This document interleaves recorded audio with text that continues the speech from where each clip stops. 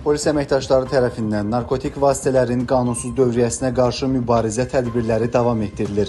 Daxil olan məlumat əsasında Nizami rayon polis idarəsinin 25-ci polis şöbəsi əməkdaşlarının keçirdikləri əməliyyat nəticəsində 25 yaşlı Kübra Ağamirzəyeva və 29 yaşlı Natiq Adıgözalov narkotiklərin qanunsuz dövriyyəsini təşkil etdikləri üçün saxlanılıblar.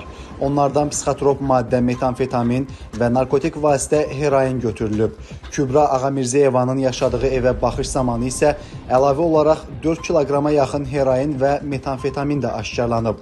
Bu şəxslər ifadələrində narkotikləri şəxsiyyəti istintaqla araşdırılan İran vətəndaşı vasitəsilə əldə etdiklərini və ayrı-ayrı ünvanlara çatdıraraq maddi qazanc əldə etmək niyyətində olduqlarını bildiriblər. Faktla bağlı cinayət işi başlanılıb, araşdırma aparılır. Polisin ölkə boyu narkotik vasitə və psixotrop maddələrə qarşı mübarizə tədbirləri fasiləsiz davam etdirilir.